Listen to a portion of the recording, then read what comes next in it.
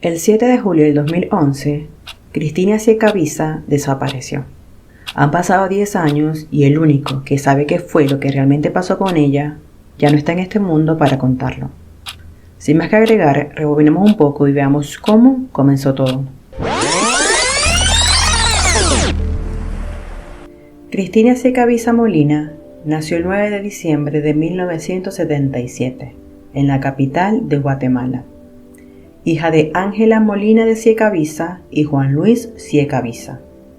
Cristina era una mujer centrada, amable, educada, sencilla, servicial y muy católica. Se caracterizaba por ser una persona perseverante que alcanzaba sus metas.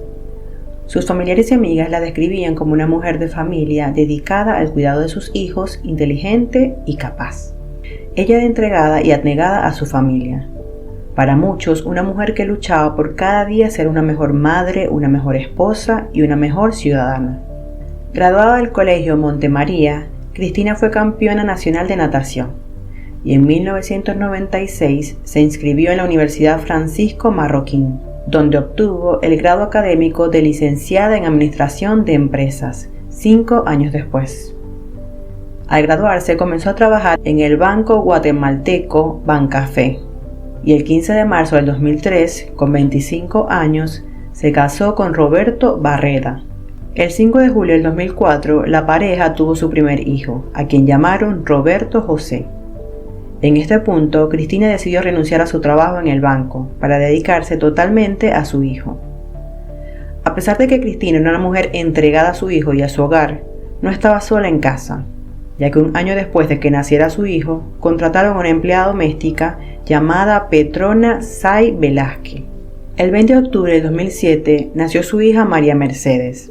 Ella la sacó adelante ya que nació prematuramente, de tan solo 6 meses y pesó menos de 1 kilo. El nacimiento de su hija María Mercedes ocasionó una lucha constante para lograr salir de la crisis. Desde entonces, Cristina trabajó en fundaciones de niños prematuros. Para el momento de los hechos, sus hijos tenían 7 y 4 años respectivamente. Cristina se esmeraba en todo lo que emprendía, como estudiante, deportista y ama de casa. Aspiraba siempre a la perfección, ya fuera al escribir un ensayo, al preparar una cena para invitados o rotular un sobre. Buscaba agradar a los demás con un trabajo bien hecho, que además de cumplir con su propósito, hablara de lo que ella era capaz de hacer, de su afán y su dedicación. Roberto Barreda de León se enamoró de Cristina desde el primer momento en que la vio. Cuando la conoció, como ella tenía novio, él, muy inteligente, se hizo muy amigo de su hermano Juan Carlos. Frecuentaba la casa de los Siecabizas como su gran amigo. Sin embargo, su objetivo era ver a su hermana. Roberto esperó que esa relación terminara para declararle su amor. Fueron novios durante un periodo menor de 6 meses y se casaron. Sus familiares estaban felices porque el primer novio de ella no les convencía. Estaban muy contentos porque él ya era un amigo y su espera de casi 1 año había demostrado que realmente la quería. Ambos vivían en un sector exclusivo del este de la capital y parecían una familia feliz. Pero lo cierto es que Cristina tenía muy restringidos sus gastos personales y sus amistades. Era víctima de maltrato psicológico y emocional. Los seres queridos de Siecabiza cuestionaban que nunca llegaron a ver a Roberto ofrecerle alguna expresión de cariño a su esposa, y que además era un hombre muy tacaño. En su juventud incluso les decía a sus amigos: no me gusta ir al gastar al cine. ¿Para qué? Para eso estoy pagando cable. Cristina usaba una camioneta último modelo, pero nunca tenía gasolina para echarle, porque Roberto le restringía mucho los gastos. Personas allegadas a la familia contaron que Roberto no tenía mucha paciencia con los niños. Con demasiada frecuencia se le veía como les jalaba las orejas o les daba de pellizcos. Una fuente cercana al círculo de la familia Siecabiza confirmó que hace algunos meses Cristina ya estaba decidida a ingresar una demanda de divorcio. Solo estaba esperando que una amiga suya, que era abogada, quien se encontraba en Costa Rica, regresara al país para asesorarla. Algunos vecinos del condominio Los Manantiales lo describieron como una persona conflictiva, ya que afrontó diversos problemas mientras vivió en ese lugar hasta antes de los hechos. Sus amigas comentaron que la última vez que se reunieron con Cristina, en abril del 2011, la notaron distinta. Afirmaron que en esa ocasión les comentó que su esposo le exigía que se volviera a embarazar, pero por recomendación del médico ella se negaba. La información que se tiene sobre el perfil de Cristina Siecabiza indica una dinámica de mucho control en su vida. No era una mujer que tuviera libertad de actuar, dedicada a su familia, muy reservada y cariñosa con sus hijos. Se dedicaba a sus labores domésticos y siempre mantenía una rutina estricta, ordenada y planificada. El 4 de julio del 2011, Cristina y su esposo, Roberto Barreda, quien para ese momento era gerente para la región oriente de una empresa de telefonía, celebraron el cumpleaños número 7 de su hijo Robertito. Quienes asistieron a la fiesta afirmaron no encontrar ningún comportamiento extraño en la pareja y que en apariencia denotaba una actitud amorosa y feliz, sin saber que esa sería la última vez que verían a Cristina. Teniendo este pequeño contexto, ahora sí vamos al día de los hechos. El 7 de julio del 2011, Cristina Siecabiza desapareció de su vivienda, ubicada en el condominio Los Manantiales en el kilómetro 19.3 en San José, Pínula. Se conoce que un día antes Cristina Siecabiza habló con su amiga Stephanie a las 6:50 de la tarde. Hablaron por teléfono por un lapso de 4 minutos. Todos los días nos chateábamos y nos llamábamos unas 2 veces a la semana. Al día siguiente no respondió mis mensajes, ni siquiera los leyó, comentó Stephanie. Lo último que Cristina le dijo fue: te dejo porque ya viene Robert y vamos a cenar con los bebés. Para el día 7 de julio, Cristina quedó con su madre para almorzar, por lo que ésta la llamó a su casa para confirmar, pero su hija no le respondió. Ya luego del almuerzo nuevamente vuelve a llamar, y quien contestó fue la empleada doméstica. Le comentó que ambos no habían llegado a la casa. Su madre en ese momento entró en una situación de angustia, por lo que llamó a su nuero Roberto para preguntarle por su hija, a lo que él le contestó que no sabía nada de ella y que los niños se encontraban en el colegio. Cristina, como de costumbre, iba a trotar en las mañanas a un parque cercano y luego en la tarde pasaba a buscar a los niños después del colegio, pero ese día nunca llegó por ellos, por lo que Roberto tuvo que pedirle el favor a una mamá de otro alumno que se los llevara a la casa de ella mientras él volvía de un viaje de negocios. Al pasar las horas, la familia no tenía ningún rastro de dónde estaba Cristina, pero Barreda recordó que su esposa iba con mucha frecuencia al parque que estaba cerca del condominio donde vivían, y esto fue corroborado por la empleada de servicio, quien fue mandada por Barreda para que fuera a buscar a Cristina a dicho lugar. Por otro lado, Cristina tenía previsto asistir a un acto escolar de uno de sus hijos a las 10 de la mañana, por lo que su madre no creía en la versión de que ella salió al parque, porque debía alistarse para ir al colegio. Sin embargo, temiendo que pudiera haber sufrido un accidente o un hecho de violencia, la familia salió a buscarla al parque. También preguntaron a los vecinos, pero nadie recordaba haberla visto por los alrededores. Lo que más le llamó la atención a los familiares fue que Cristina dejó todo en la casa. Estaba su carro, su licencia, su billetera, incluso su celular. De acuerdo a ellos, los familiares de Cristina, su esposo empezó a hablar sobre la posibilidad de que un narcotraficante la hubiese secuestrado y la tuviera retenida en una residencia de la vecindad, por lo que había contratado y pagado los servicios de un investigador privado, un hombre llamado Oscar Rolando Celada, quien dijo tener experiencia en negociación de secuestro. El caso comenzó a ser tratado como un secuestro, pero después de varias semanas sin llamadas de los supuestos secuestradores, el caso fue trasladado a la Policía Nacional Civil, la cual comenzó a investigar. La denuncia de la desaparición que se hizo ese mismo 7 de julio fue asignada a la Fiscalía Municipal de Santa Catarina, Pínula. El caso se hizo público el 24 de julio del 2011, cuando se efectuó una manifestación en la avenida Las Américas, mostrando apoyo a la familia Siecabiza, en donde Ángela y Juan Luis, padres de Cristina, pedían apoyo para encontrar a su hija. En un desespero por resolver el caso, Roberto Barreda mencionó otra hipótesis a las autoridades. Y es que Cristina tuvo un aborto natural en diciembre del 2010, lo cual la hizo entrar en depresión, asegurando que la etapa más crítica ya había pasado. En abril, cuando se supone nacería nuestro tercer hijo, fue cuando a ella más le afectó, comentó.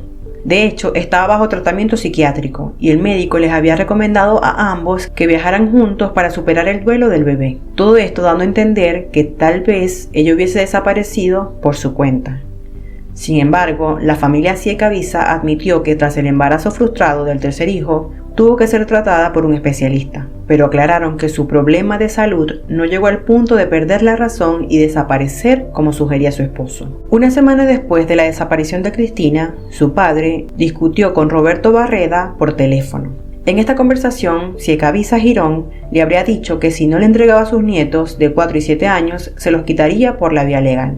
Esa situación motivó a que la ex magistrada y ex presidenta de la Corte Suprema de Justicia, Beatriz Ofelia de León, madre de Roberto Barreda, presentara medidas de seguridad a favor de su hijo en un juzgado de paz.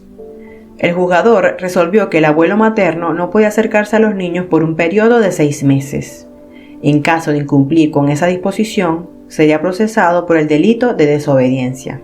Casi 3 semanas después de la desaparición de Cristina, el 27 de julio, no se supo del paradero de Barreda sino 48 horas después, con la justificación de que había ido a un spa, debido a que estaba muy cansado, con mucha presión, por lo que decidió ir a relajarse. El doctor Mauricio Ciecaviza, tío de Cristina, lo cuestionó en privado, advirtiendo que podría ser visto como sospechoso. Según él, Barreda le comentó que si lo llevaban preso se iba a quedar sin trabajo, los niños se iban a quedar sin su papá y a Cristina nunca la iban a encontrar. Adicionalmente, se supo que la relación de Roberto con sus suegros y cuñada nunca fueron buenas, debido a que él siempre fue una persona distante hacia la familia Ciecaviza. La hermana de Cristina empezó a percibir que algo no estaba bien en el matrimonio, mucho antes de que Cristina desapareciera. Juan Luis Ciecaviza Girón, padre de Cristina, afirmó que su hija era sometida a maltrato psicológico y económico por parte de su esposo.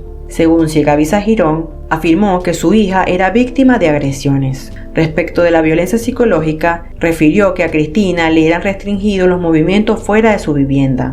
En ocasiones, solo se le permitía movilizarse al centro de la ciudad, una vez por semana. Si ya fuiste una vez, ¿por qué vas a volver a salir? Es mucho gasto de gasolina, le decía Roberto Barreda a su hija, expuso. Agregó que también tenía restringidas las visitas de sus amistades. El padre de Cristina contó que a ella le daba muy poco dinero para asumir los gastos de la familia. Le daba 500 quetzales como gasto para adquirir las cosas de la casa cada mes, que al cambio actual y según internet serían como $65 aproximadamente. El esposo le entregaba esa cantidad a Cristina, ya que estaban en un plan de vivir solo con lo necesario, porque según él, estaban ahorrando para comprar una casa. Sin embargo, en una ocasión compró unos boletos para viajar en un crucero. Eso generó una discusión. Cuando ella se molestó con él y le reclamó que si estaban ahorrando por qué había programado ese viaje, al parecer Barreda de León le respondió que no era tan caro. Ella se fue a averiguar al internet y se dio cuenta de que el valor que le dijo era 3 veces más caro de lo que él mencionó. Lo que descartó el padre de Cristina es que haya sido sometida a maltratos físicos. Ella en ningún momento se quejó de una situación de esas, afirmó. Agregó que la relación que ellos mantenían con Barreda era distante y de respeto. Él mantenía mayor relación con sus padres, por lo que Cristina se mantenía con más frecuencia con la familia de él. En declaraciones del 18 de julio y 6 de agosto del 2011, la empleada doméstica de los esposos Barreda Ciecaviza, Olga Patrona Say Velázquez, contó a los investigadores que no vio nada extraño la noche del 6 de julio del 2011. Paralelo a eso, una vecina declaró ante la fiscalía que días después Roberto le contó que el 7 de julio él desayunó con su esposa y ella llevó a los niños al colegio. Sin embargo, un video de vigilancia lo desmiente. Las imágenes muestran a Roberto cuando sale en su camioneta con sus hijos para llevarlos al colegio. Las autoridades mantenían en estricto secreto las investigaciones, porque el primer sospechoso era alguien muy cercano a la familia, a quien le estaban pisando los talones.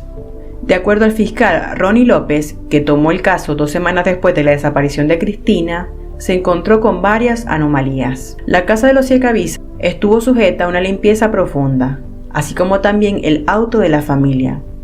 En este caso comenta que se borró un 90 o 95% de evidencia, por lo que ordenó intervenir las llamadas telefónicas de Barreda y otros sospechosos. Las investigaciones efectuadas por el Ministerio Público revelaron que dentro de la vivienda encontraron manchas de sangre en la habitación de los esposos, identificadas a partir de la prueba de luminol. Estos descubrimientos hicieron que el caso girara en torno a un asesinato y no un secuestro, como se especuló en un inicio. siendo Roberto Barreda el principal sospechoso de perpetuarlo.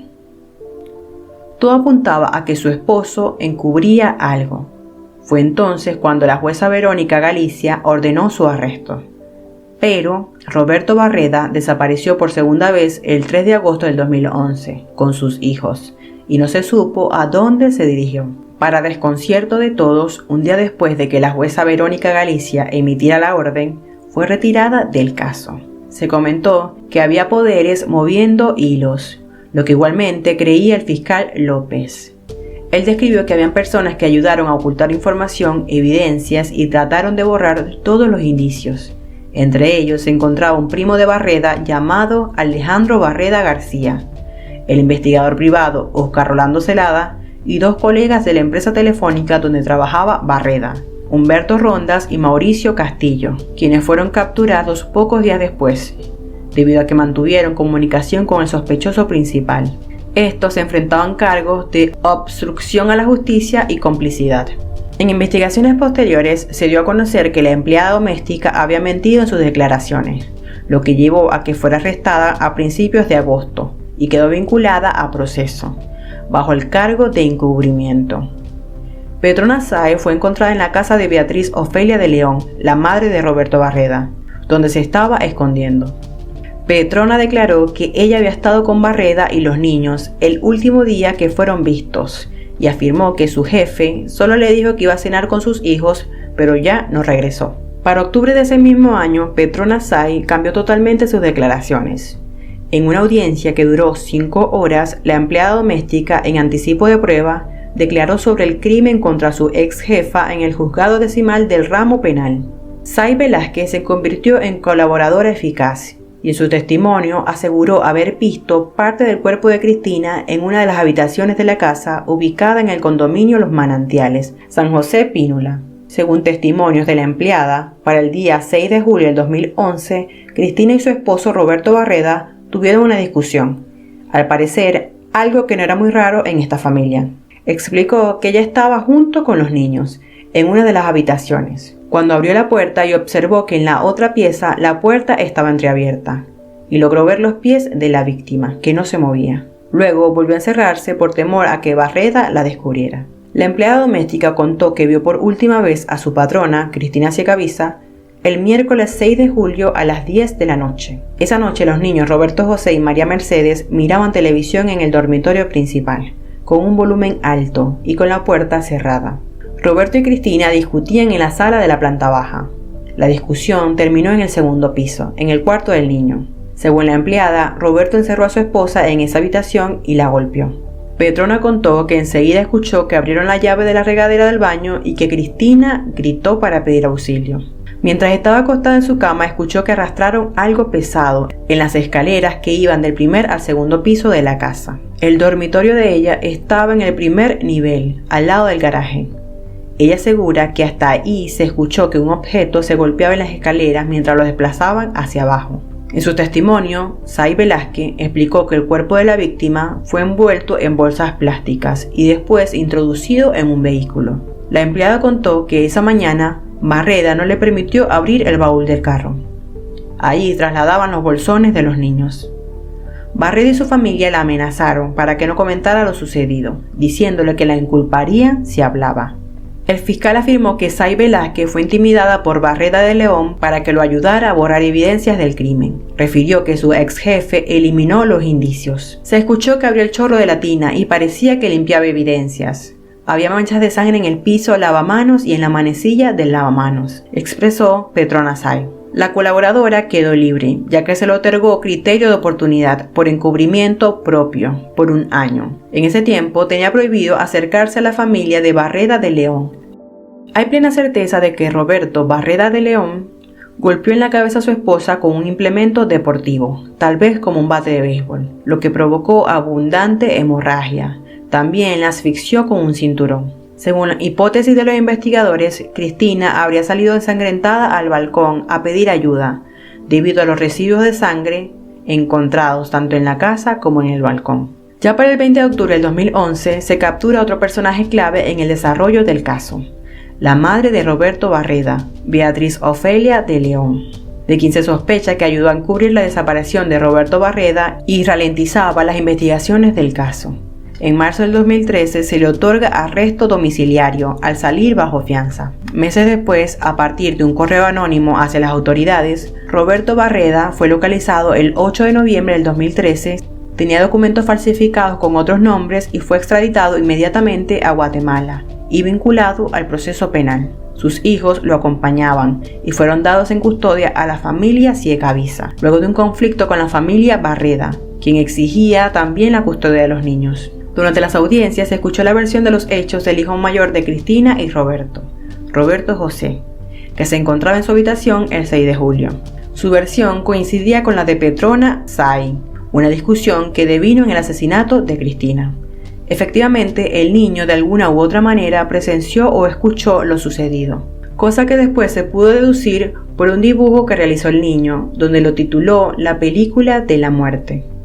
Su abuela describe que quizás es algo que tenía dentro que quería expresar. Tras varios testimonios y pesquisas del Ministerio Público, se identificó que Cristina Ciecaviza era constantemente violentada de forma física, psicológica y económica. Además, su esposo no le permitía ubicarse en algún trabajo ni administrar los gastos del hogar, por lo que vivía prácticamente aislada. El 20 de febrero del 2014, Barreda fue acusado por los delitos de feminicidio, maltrato contra personas menores y obstrucción de la justicia. En el 2015, el Juzgado de Mayor Riesgo P, presidido por el juez Miguel Ángel Galvez, decidió enviar a juicio a Barreda y a su madre Beatriz Ofelia por los delitos de amenaza hacia la empleada Petrona Say y por encubrir el crimen de asesinato. Pero en el 2007, la Corte de Constitucionalidad ordenó al Juzgado de Mayor Riesgo abrir una nueva resolución a partir de una impugnación presentada por Barreda. El caso parecía tener un rumbo certero, luego de que el juez Galvez en el 2019 ordenara encarcelamiento a Barreda, después de una reconstrucción de los hechos en la vivienda de Cristina. Sin embargo, el caso tuvo un giro inesperado que lo llevó a un estado de incertidumbre total. El 6 de agosto del año 2020, en plena pandemia, Roberto Barreda falleció en las instalaciones del Hospital San Juan de Dios, confirmado por el Instituto Nacional de Ciencias Forenses. Roberto había ingresado el 21 de julio por infección respiratoria. Sufrió complicaciones y su organismo no pudo responder al tratamiento. Alberto Vázquez, abogado de Barreda, explicó que el caso continuaría para Ofelia de León y Oscar Celada, el investigador privado que fue contratado por Roberto para ocultar la evidencia del crimen.